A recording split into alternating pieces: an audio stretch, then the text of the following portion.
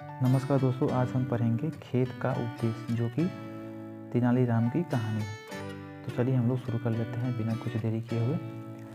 लिखते हैं कि महाराज कृष्णदेव राय अपने प्रिय सभासद तेनालीराम के साथ प्रायः विजयनगर के भ्रमण के लिए निकल जाते थे।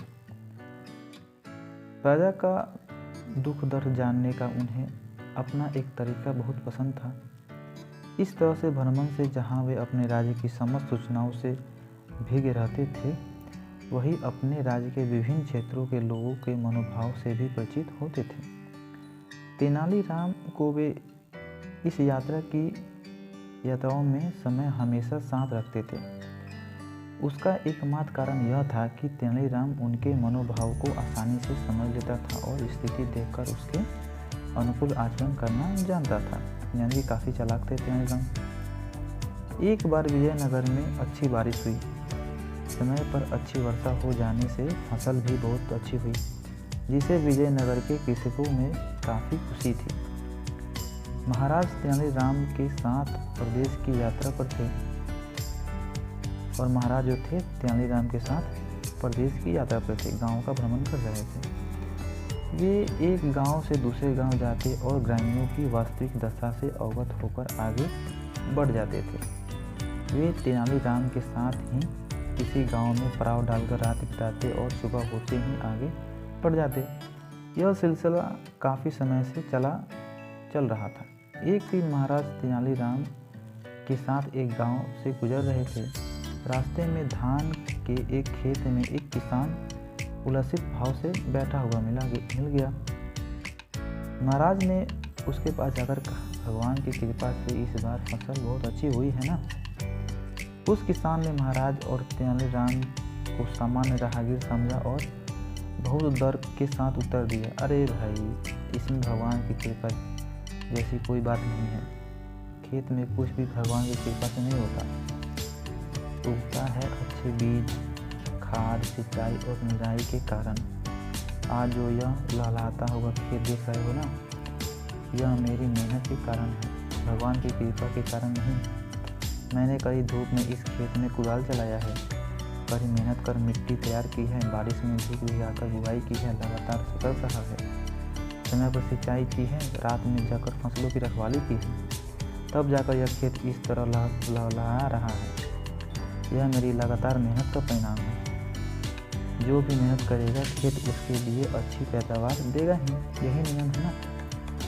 न तो यह भाग्य का खेल है और न ही ईश्वरीय चमत्कार। यह कहता है वो किसान महाराज और तेनालीराम को एक सामान्य राहगीर समझ करके। तेनालीराम ने किसान को इस तरह अति विश्वास में बोलते हुए सुना, तब किसान ने कहा, हाँ तुम ठीक कहते हो। तब उन्होंने किसान से कहा कि हाँ तुम ठीक कहते हो, मेहनत करने वालों को ही अच्छा फल प्राप्त होता है। इतना कहकर उसने महाराज को आगे बढ़ने का संकेत किया। दोनों अपने गंतव्य की ओर बढ़ने लगे। इस घटना के कुछ वर्ष बाद विजयनगर अनावृष्टि का शिकार हो गया, यानी कि बारिश नहीं हुई। बरसात के मौसम में भी आसमान में बादलों का दर्शन दुर्लभ हो गया। सूर्य की सीधी किरणों में धरती में दरारें पड़ने लगी।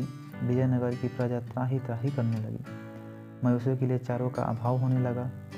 चारा नहीं मिलने के कारण मवेशी मरने लगे। पूर्व में विजयनगर की ऐसी हालत कभी नहीं हुई थी। इसके पहले विजयनगर की हालत ऐसी नहीं हुई थी। ऐसा महाराज की स्मृति में नहीं था। उन्होंने एक दिन तेनालीराम को प्रजा का सुख दुख जानने के लिए विजयनगर भ्रमण का कार्यक्रम तैयार करने के लिए कहा। तेनालीराम ने महाराज के खुफिया विभाग से विजयनगर के ऐसे इलाकों का नक्शा तैयार करवाया जहां अनावृष्टि के कारण भुखमरी की नौबत आ चुकी थी। किसान पलायन करने को बाध्य हो रहे थे, मवेशी मर रहे थे। यानी कि उन्होंने जानबूझ करके ऐसा इलाका चुना जहाँ पे बारिश नहीं हुई हो, भुखमरी की नौबत आ गई हो, किसान छोड़ के घर द्वार अपना कहीं जाने वाले हो और वहाँ पे मवेशी मर रहे हो। उन्होंने वहीं पे जाने का प्लान बनाया। नक्शा मिल जाने पर तेनालीराम ने गांवों की प्राथमिकताएं तय की, वहाँ पहले जाना चाहिए और कहाँ बाद में। फिर महाराज और तेनालीराम का विजयनगर भ्रमण का अभियान शुरू हो गया। महाराज कृष्णदेव राय बहुत सूक्ष्मता से यह जानकारी जुटा रहे थे कि किसी गांव में कितने किसान रहते हैं, अनावृष्टि के कारण उन्हें कितना नुकसान हुआ, कितना नुकसान उठाना पड़ा।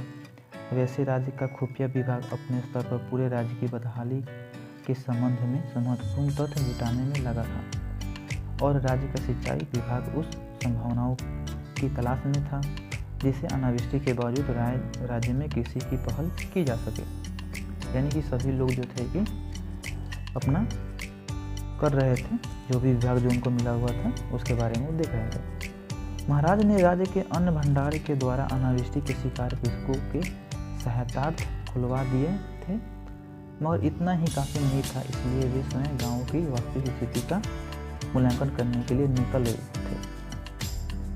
यात्रा आरंभ करने के एक सप्ताह बाद ही महाराज उस गांव में थे जहां एक किसान कभी उनसे बोला था, कृषि उत्पाद उसके श्रम का परिणाम है, ईश्वरीय कृपा नहीं है।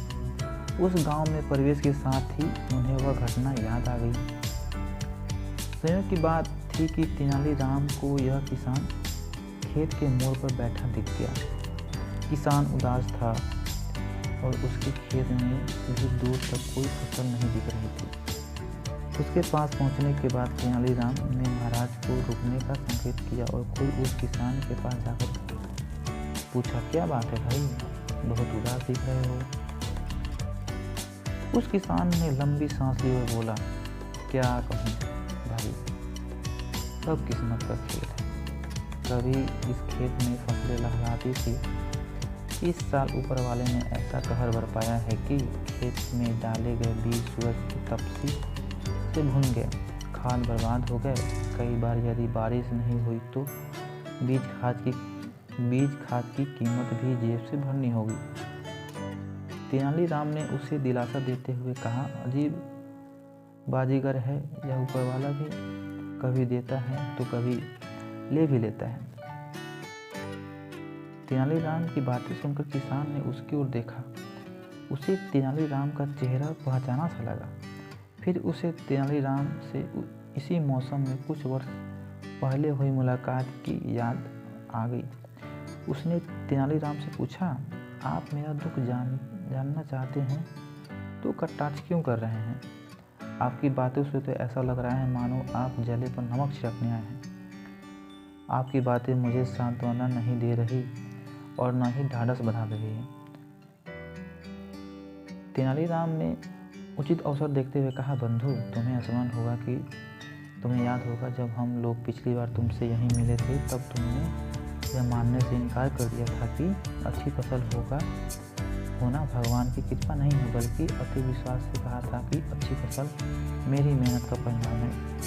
अब जब फसल बर्बाद हो गई है तब इसके लिए तुम भगवान पर दोष क्यों दे रहे हो?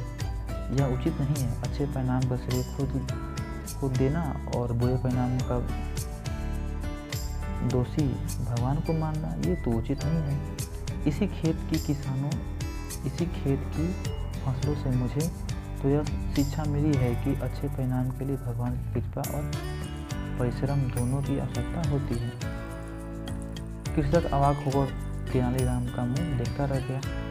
महाराज ने तेनालीराम की पीठ थपथपाई और दोनों आगे बढ़ गए। दोस्तों, इस कहानी से हमें शिक्षा मिलती है कि अगर हमें अच्छे परिणाम मिलते हैं तो हम लोग क्या करते हैं, हम कहते नहीं इसका तो श्रेय मुझे जाता है, मैंने मेहनत किया है, मैंने दिन रात एक की है, और हम लोग भगवान पे ज़्यादा उतना ध्यान नहीं देते हैं। लेकिन जैसे ही हमारा बुरा वक्त आता है, हम कहीं फेल हो जाते हैं, हम लोग क्या करते हैं, अरे यार भगवान ने ऐसा कर दिया। उस वक्त हम अपने आप को उत्तरदायी नहीं ठहराते हैं। तो इस कहानी से हमें शिक्षा मिलती है कि हमें जो भी हो हमारा, उसे भगवान का हमें प्रसाद समझ के मानना चाहिए। अगर हमारे साथ अच्छा होता है तो उसमें भी हमें भगवान की हिस्सेदारी देनी चाहिए कि हाँ ये अच्छा हुआ है मेरे साथ, इसमें मेरा भी श्रम है और भगवान का भी कृपा है। और कुछ अगर गलत होता है तो भगवान को तो हम लोग ठहराते भी हैं, कुछ हम लोग अपने ऊपर भी ले कि हाँ यार मेरी गलती से नहीं ऐसा हुआ है, भगवान ने तो ऐसा किया ही होगा। चलिए, इस कहानी को हम यही अंत करते हैं। आशा करते हैं आपको ये कहानी अच्छी लगी होगी।